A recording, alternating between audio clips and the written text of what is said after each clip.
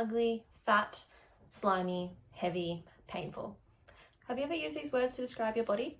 Imagine feeling this way about your body for roughly 12 weeks of every year. This is the reality for many women during the premenstrual phase of the menstrual cycle. So far, research has largely looked at this issue from a biomedical standpoint, using standardized measures, questionnaires, and body size estimation methods, and has found that women's dissatisfaction with their bodies is highest during the premenstrual phase. However, these studies have only looked at dissatisfaction with body size associated with premenstrual bloating, leaving out the possibility that women can be dissatisfied with more than just size. So what does it mean to feel fat, ugly, heavy, and disgusting? Is it more than just size? That's where my research comes in.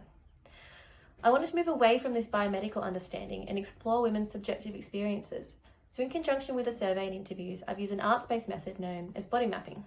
This involved asking women to draw and paint their experiences with and feelings towards their premenstrual bodies on a life-size outline of the body, and explaining to me in their own words what it meant to them, creating the body map.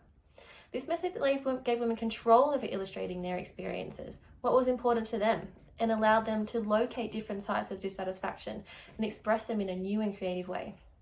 Results have shown that women's negative feelings towards their premenstrual bodies were about more than just size.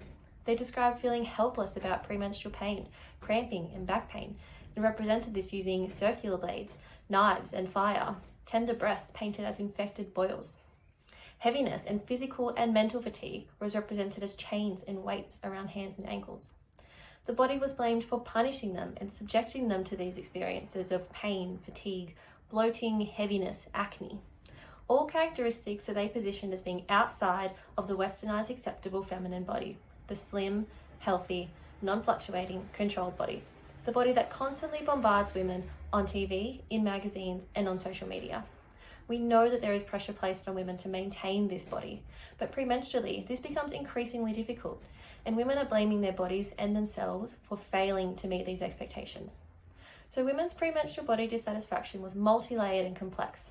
It was an intertwining between physical and psychological changes, and how these changes were constructed within a Western cultural context.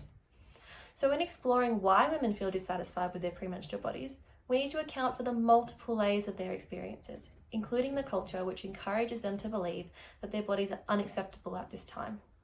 Through acknowledging this, there are therapeutic implications in which we can work towards shifting the blame off of the woman and helping women to understand and be critical of the unrealistic expectations placed on them to control and manage their bodies. We can better understand how to help women who experience premenstrual distress and body dissatisfaction by addressing a range of physical premenstrual changes outside of just bloating. We can begin to normalize premenstrual bodily changes in a time of the month that half the population experiences.